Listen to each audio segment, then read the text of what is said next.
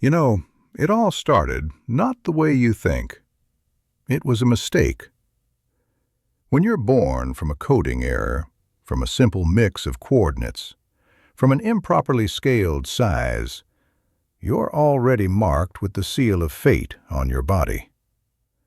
I didn't appear as what I was supposed to be. I was supposed to be a pig, a regular pig. But instead of being small, round, cute, a creature that peacefully wanders through the world, I stretched upward, elongated, became something alien, something wrong, something incomprehensible. I remember my first moments of consciousness. I opened my eyes and saw myself reflected in the water, a green creature, 4 short legs, a long body, and this face that looked almost human but not quite right, asymmetrical, wrong. I understood immediately I wasn't like the others. I didn't belong to this world that was created by creatures like me. I was a reject, a mistake. And that feeling, that sense of rejection, it burrowed into me from the very beginning, like a toxin, like poison that would spread through my nature for years to come. The first days I just wandered.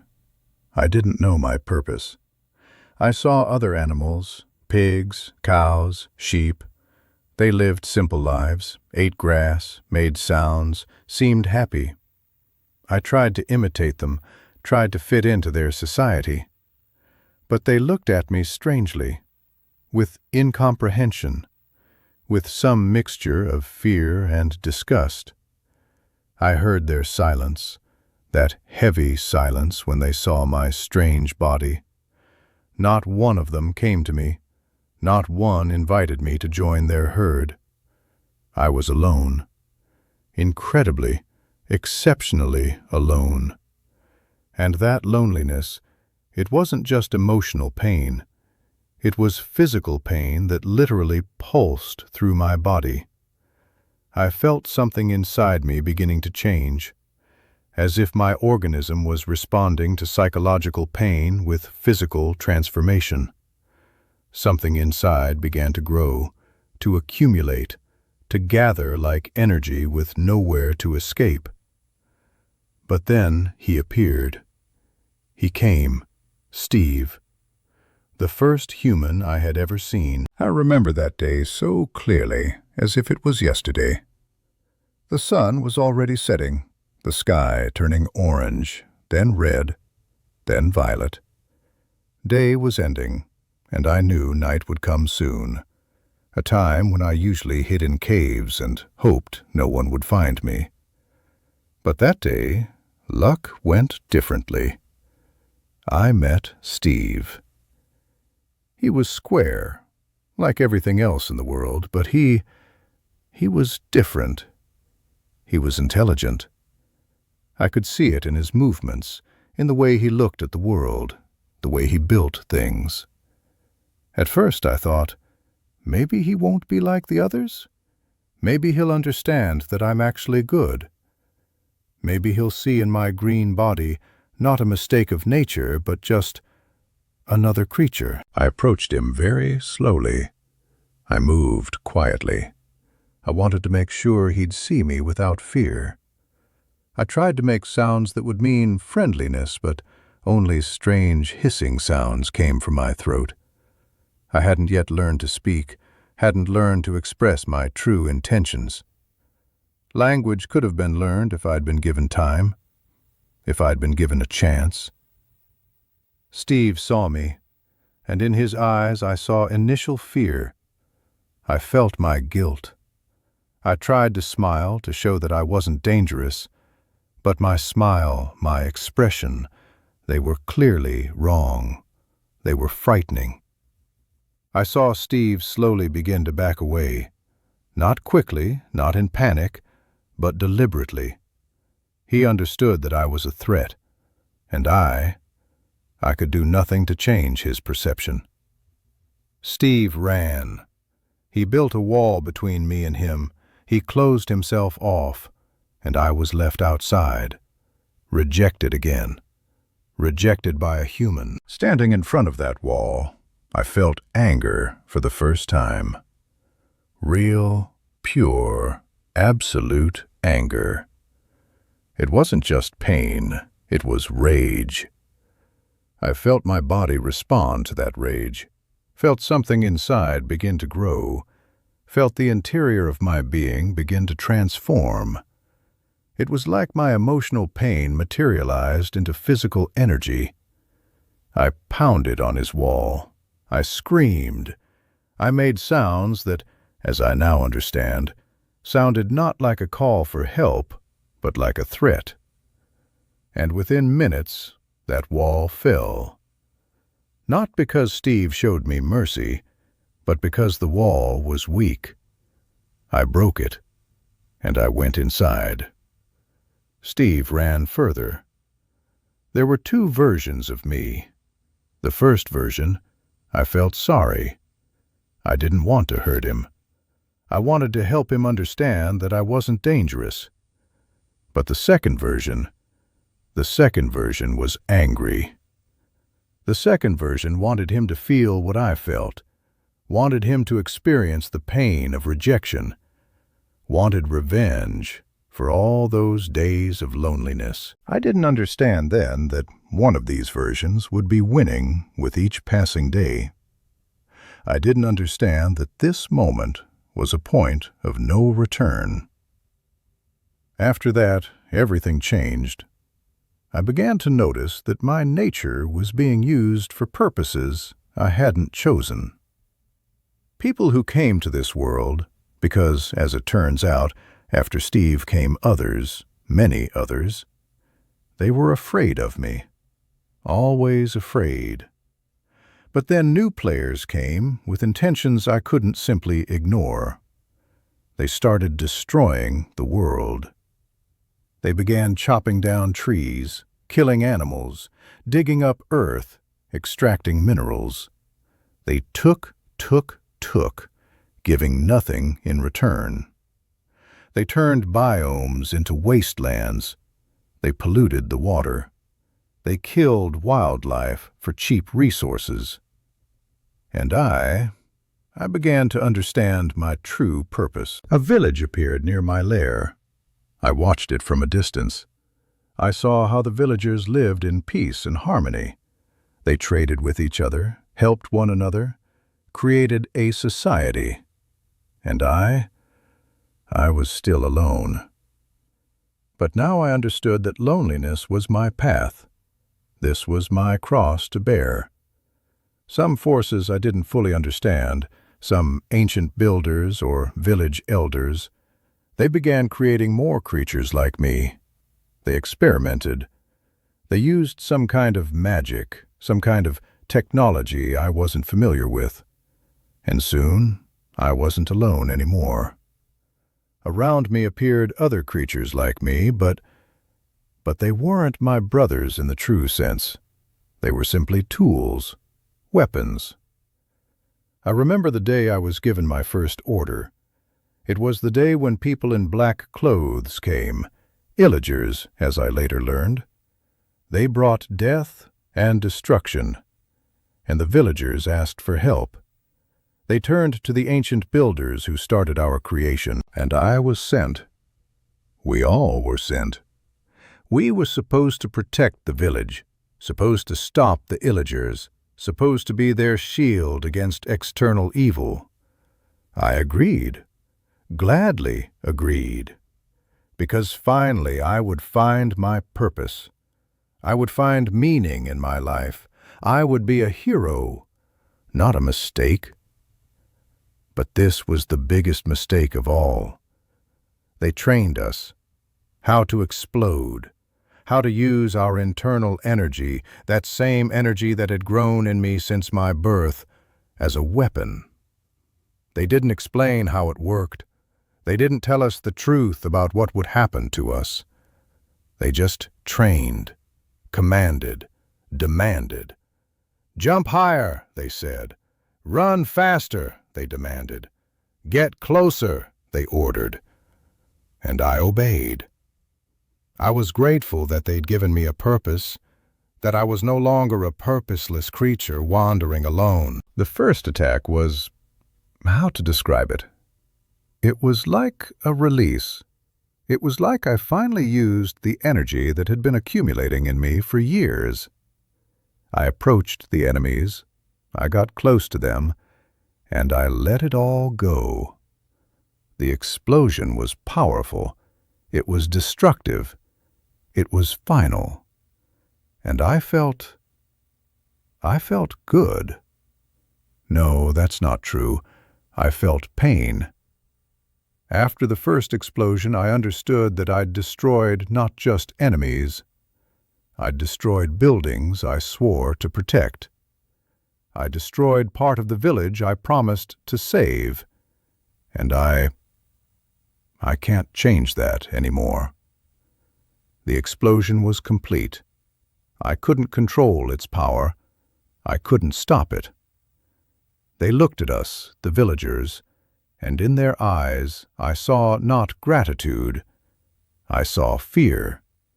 The same fear I saw in Steve's eyes. I saw them looking at us like monsters, like weapons, like threats. The ancient builders who created us kept us in cages. They surrounded us with iron golems that watched over us so we wouldn't escape, so we wouldn't rebel, so we'd just do what we were ordered to do. And I understood. I finally understood the truth. I was a slave. I was a weapon. I was a tool in the hands of those who wanted to control the world through fear and violence. After many such missions, after many such rescues that were really just destructions, I began to clearly see the pattern. The villagers used us to protect their wealth. They used us to expand their territories. They used us to destroy those who stood in the way of their ambitions. And humanity had been destroying the world the whole time. They cut down trees. They dug up the earth. They killed animals for their hides and meat. They created chaos where there was harmony. And no one could stop them. Not the villagers, not us. Because people created us so that we can't live in daylight. We can't exist in sunlight. This was intentional. This was a way to keep us under control.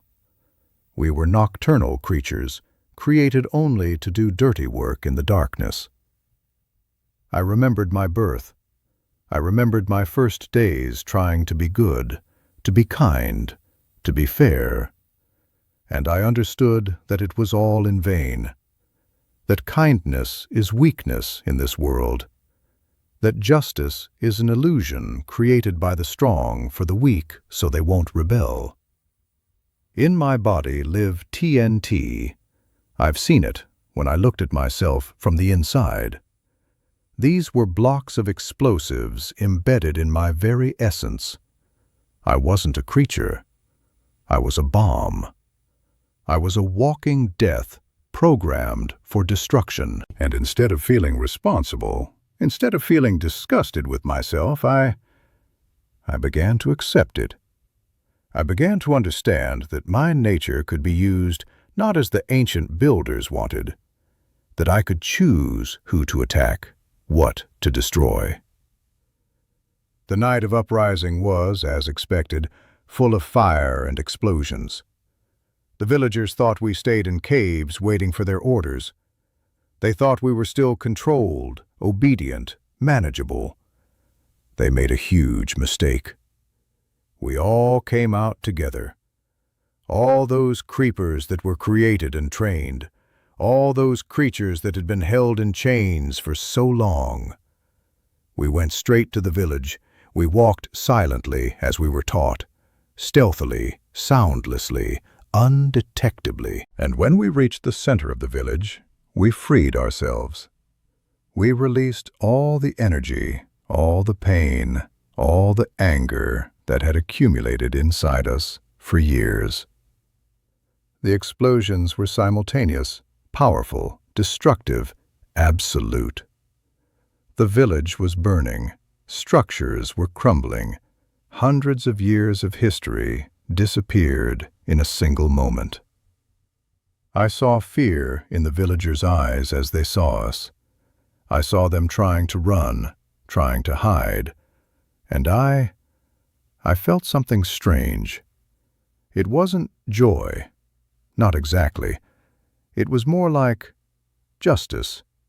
It was resolution. It was payment on a bill they'd accumulated. After that night, I became a legend. I became the terror of the night. I became what people feared most of all. But you need to understand something. I didn't turn into a monster because I was evil. I turned into a monster because the world made me one.